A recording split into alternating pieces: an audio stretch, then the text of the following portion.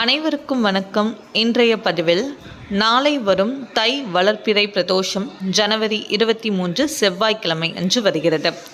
இந்த தை வளர்ப்பிறை பிரதோஷம் செவ்வாய்க்கிழமை வருவதால் இதை மங்களவார பிரதோஷம் அப்படின்னு சொல்லுவாங்க. நம்ம வாழ்க்கையில் இருக்கிற அனைத்து தடைகளும் நீங்கி நம்மளுடைய வாழ்க்கையில் எல்லா விதமான மங்களமும் சுபீட்சமும் நிறையணும் அப்படின்னு சொல்லிட்டு நம்ம சிவபெருமானையும் நந்தி பகவானையும் நாம் இந்த பிரதோஷ நேரத்தில் வழிபாடு செய்கிறது சிறந்த ஒரு பலனை நமக்கு நிச்சயம் கொடுக்கும். அதோடு மட்டுமல்லாமல் எம்பெருமான் ஈசனுக்கு நந்தி பகவானுக்கு இந்த ஒரு பொருளை நீங்கள் வாங்கி கொடுக்கும்போது கண்டிப்பாக உங்கள் வாழ்க்கையில் எல்லா விதமான மங்களமும் நிச்சயம் நிறைய பற்றி தான் நம்ம இப்போ பார்க்க இருக்கிறோம். இப்போ தான் நம்ம சேனலை நீங்கள் ஃபஸ்ட் டைம் வாட்ச் பண்ணுறீங்கன்னா மறக்காமல் சப்ஸ்கிரைப் பண்ணிக்கோங்க. பக்கத்தில் இருக்கிற பெல் ஐக்கானை கிளிக் பண்ணிக்கோங்க. அப்போ தான் நான் போடுற வீடியோஸ் எல்லாமே உங்களுக்கு நோட்டிஃபிகேஷன் வரும். இப்போ வீடியோக்குள்ளே போகலாம். மாதமும் வரக்கூடிய அமாவாசை மற்றும் பௌர்ணமி நாளில் இருந்து 13வது நாள் திரையோதசி திதி நாளில் நம்ம பிரதோஷ வழிபாடு செய்கிறோம். தை மாதத்தில் வரக்கூடிய வளர்ப்பிறை பிரதோஷம். வளர்ப்பிறை பிரதோஷத்தில் பொதுவாக எம்பெருமானிடம் நம்ம வாழ்க்கைக்கு எது தேவையோ எது முன்னேற்றத்தை கொடுக்குமோ அதை நினைத்து நம்ம வேண்டுதல் வைக்கணும். எக்ஸாம்பிளுக்கு இப்போ எனக்கு திருமணம் நடக்க வேண்டும், குழந்தை பாக்கியம் கிடைக்க வேண்டும், இந்த மாதிரி நம்ம வாழ்க்கைக்கு தேவையான விஷயங்களை நினைத்து நம்ம வழிபாடு செய்யணும், வேண்டுதல் வைக்கணும். நீங்கள் தொடர்ந்து பிரதோஷ வழிபாடு செய்து வர உங்கள் வாழ்க்கையில் இருக்கிற தடைகள், பிரச்சனைகள், கஷ்டங்கள் அனைத்தும் நீங்கி உங்கள் வாழ்க்கையில் உங்களுக்கு எது கொடுக்க வேண்டுமோ அந்த வரத்தை நிச்சயமாக எம்பெருமான் சிவபெருமான் நமக்கு கொடுப்பார். அபிஷேக பிரியரான சிவபெருமானுக்கு நம்மளால் முடிந்தால் அபிஷேக பொருட்களை வாங்கி கொண்டு செல்வது சிறப்பான ஒரு கூடுதல் பலனை நமக்கு கொடுக்கும். அதனால தான் இந்த பிரதோஷ காலத்தில் நம்ம கோவிலுக்கு செல்லும்போது நம்மளால் முடிந்த அபிஷேக பொருட்களை வாங்கி கொண்டு செல்வது ரொம்பவே சிறப்பான ஒரு விஷயம். அபிஷேக பொருளுக்கும் ஒவ்வொரு பலன் உண்டு.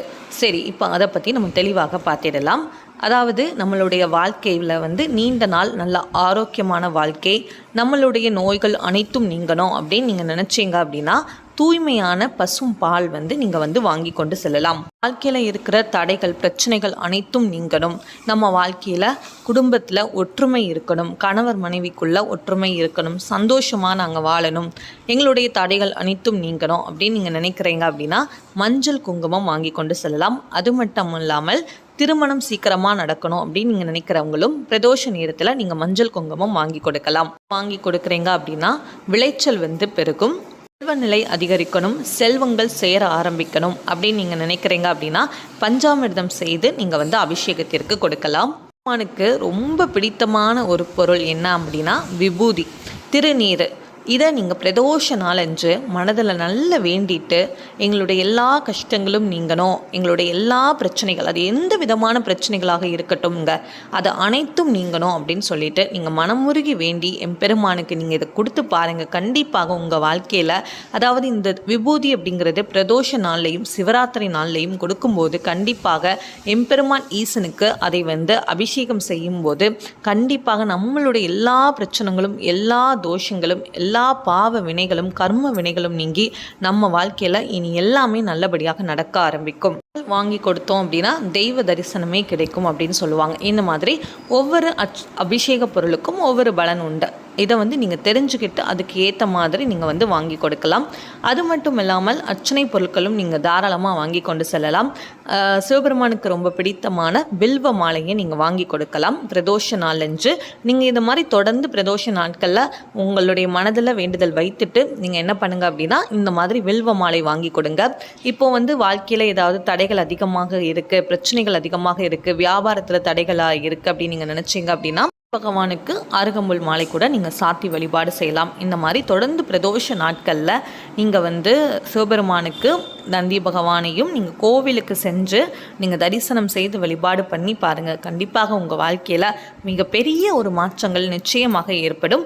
உங்களுக்கு தெரிந்த ஸ்லோகம் எதுவோ அதை நீங்கள் சொல்லலாம்.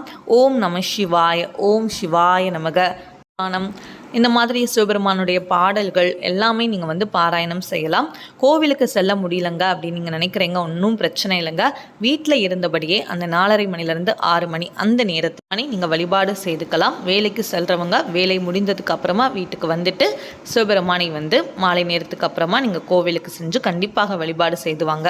இந்த மாதிரி நீங்கள் செய்யும்போது கண்டிப்பாக நோய் நொடிகள், ஆரோக்கியத்தில் எந்த விதமான பிரச்சனைகள், திருமணம், குழந்தை பாக்கியத்தில், வேலை கிடைக்கணும், திருமணம் இந்த மாதிரி எந்த விஷயங்களுக்காகவும் நீங்கள் வேண்டுதல் வைத்தீங்க அப்படின்னா கட்டாயமாக அந்த வேண்டுதலை நிச்சயமாக எம்பெருமான் ஈசன் நிறைவேற்றி கொடுப்பார். இதில் வரக்கூடிய வளர்ப்பிறை மற்றும் தேய்பிறை பிரதோஷ நாட்களில் கண்டிப்பாக சிவபெருமானை வழிபாடு செய்கிறது கோடி புண்ணியத்தை நமக்கு கொடுக்கும் அப்படின்னு சொல்லுவாங்க. அதனால் கட்டாயமாக நாளைக்கு செவ்வாய்க்கிழமையில் வரக்கூடிய இந்த மங்களவார பிரதோஷத்தில் எல்லாருமே சிவபெருமான் கோவிலுக்கு சென்று சிவபெருமானை தரிசனம் செய்துட்டு வாங்க.